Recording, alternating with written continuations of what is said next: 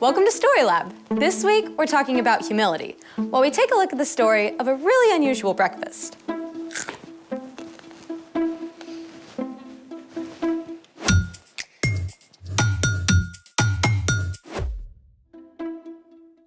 Hey, I'm Skylar. And I'm Sebastian. We're talking about humility, which is putting others first by giving up what you think you deserve. So what are we doing today? This. Taking out the trash. Take a look inside. Okay. Hold on. I feel like I'm doing surgery. Go ahead. 1 banana peel, eggshell, more eggshells, I like omelets. coffee grounds. Dark roast. This is the way. Ooh. Why are we doing an archaeological dig of your breakfast? Not just my breakfast. Let me guess, you lost a contact? Nope. I give up. What do you see? A bunch of garbage. I see pure gold. I think you need to get your eyes checked. This stuff can turn into something amazing. What? Ta-da! Dirt. Not just any old dirt, compost. Compost is decayed organic matter used to fertilize and nourish garden soil. This stuff adds all kinds of nutrients. It can make plants grow like crazy. But how does all that turn into this? I'm so glad you asked. Let's make it. There are actually a bunch of ways to make compost. You can go outside and dig a hole about 1 foot deep, but you can also just compost on your kitchen counter with a bin like this. So you just dump the stuff into the bin and it turns to compost? Not quite. You need 2 ingredients for your compost recipe, greens and browns. I see green and I see brown. Actually, these are all greens. Fruit and veggie scraps, eggshells, tea bags, and coffee grounds are all greens because they have a lot of nitrogen in them. If you have this many greens, you need 3 times as many browns. Ooh, will these do? Nope.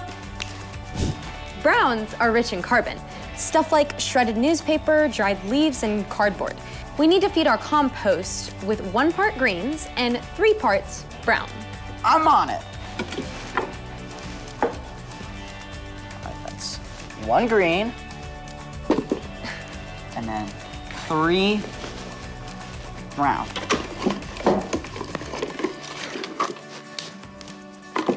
There we go.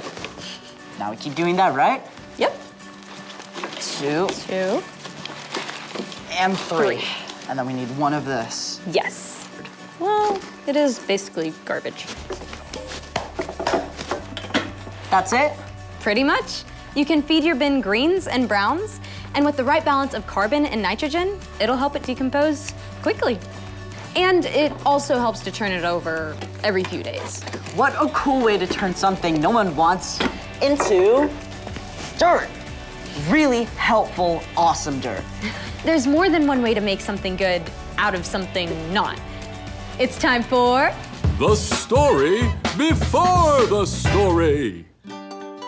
Today, we're in John, the 4th book in the New Testament. But before John, in the very beginning, out of a deep, deep love, God made an amazing world.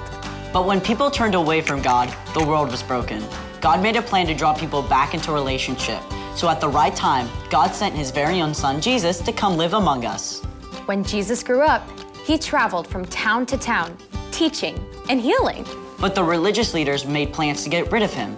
Jesus was crucified on a cross and died. But early Sunday morning, Jesus returned to life. Lots of his friends saw him. Which is where our story starts. Take it away. Hey everyone, I'm Chloe. Hey, Chloe. After Jesus defeated death, he appeared to Mary Magdalene and then to his closest friends, and lots of other followers too. We can only imagine how amazed and overjoyed they were, and how many questions they had, especially Peter. I said 3 times I didn't know Jesus. Is he angry with me? Does he still want me to be his friend? It was true. The night before Jesus was crucified, Peter had promised he would die before denying Jesus. Where I am going, you can't follow now, but you will follow me later. Lord, Why can't I follow you now? I will give my life for you. Will you really give your life for me? Before the rooster crows, you will say 3 times that you don't know me. Within hours, Jesus was arrested. Many of Jesus' friends had fled, but Peter followed behind, trying to remain unnoticed. As Jesus was questioned by the high priest, Peter stayed outside, warming himself by a fire. A servant girl questioned him. You aren't one of Jesus' disciples too, are you? Peter was cold and scared, so he let fear take over. I am not. 2 more times, Peter denied knowing Jesus. Then, a rooster crowed, just as Jesus had said, and Peter realized the terrible thing he had done. That had only been a short time before. Even though Jesus was now alive again, Peter wasn't sure what Jesus thought of him. So, Peter did what he often did when something was bothering him. He gathered a few friends and went fishing. All night long, they threw out their nets, but by early morning, they still hadn't caught a single fish.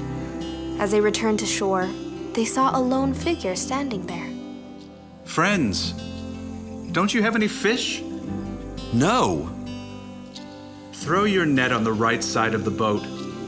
There you will find some fish. That makes 0 sense. Even though it seemed ridiculous, Peter gave it a try. And within moments, the net was so full of fish, they couldn't even pull it onto the boat. It's Jesus. In his excitement, Peter forgot his worries and splashed as fast as he could toward Jesus. When he reached the shore, Peter found that Jesus had already cooked fish over a campfire. Come and have breakfast. Jesus offered the fish and some bread to Peter and his friends. The last time they had eaten together was the night Jesus died. But so much had happened since then. They may have been quiet as they ate, wondering how things would be different now. When they finished breakfast, Jesus called Peter aside. Maybe they took a walk on the beach. I bet Peter's heart was pounding fast. This is it. Peter, do you love me more than these others do? This was not what Peter expected. He took a deep breath and answered. Yes, Lord. You know that I love you. Feed my lambs. Now, let's be clear. There were no sheep on the beach. Jesus didn't mean for Peter to take some lambs out into a field of green grass. But many times, Peter had heard Jesus call himself the Good Shepherd, while the people around him were like sheep. Jesus wants me to take care of the people who follow him. Again, Jesus asked, Peter, do you love me? Yes, Lord. You know that I love you. Take care of my sheep. Peter was getting anxious again. Why had Jesus asked a second time? Didn't Jesus believe him? A third time, Jesus asked. Peter, do you love me? Lord, you know all things. You know that I love you. Feed my sheep. Peter was frustrated that Jesus kept repeating this until he realized. Jesus has asked me 3 times if I love him. Maybe that's once for every time I said I didn't know him. Jesus had not only forgiven Peter, Jesus was inviting Peter to care for all the people who would follow Jesus now and in the years to come. Following Jesus wouldn't be easy, but it would be worth it. Every step of the way. The end. Wow, so Peter really messed up, but Jesus still loved him. Yeah, Jesus didn't leave him hanging. Exactly. Peter was the one who denied Jesus, but Jesus took time to make it right between them. So, what's our part in the story? Well, if someone wrongs you, it's super easy to stay mad. But even if you feel like you have a right to stay mad, humility means choosing to forgive and make things right. Maybe your friend didn't call and invite you to their house on Saturday like they said they would. Instead of being mad and refusing to talk to them until they talk to you first, you can go to your friend. You can tell your friend you were hurt, but still care about them and want to hang out. Or your big sister promised to give you a ride to school, but she left early, and you had to wait for the bus in the rain. Instead of giving your sister the cold shoulder, go to her. Tell her that it wasn't okay, but you still love her. And if you are the one who hurt someone else, it's just as important to make things right with them. This is not easy stuff. But it's super important. You're absolutely right. See you next time. Bye, Chloe. So here's the thing. Put others first by making things right. Got it. Do you think Peter and Jesus composted their breakfast leftovers? No idea. Hold on a sec. All right. She looks hungry. Apple core? Nom, nom, nom, nom, nom, nom, nom, nom. Thank you. Thanks for joining us in the Story Lab. See you next time.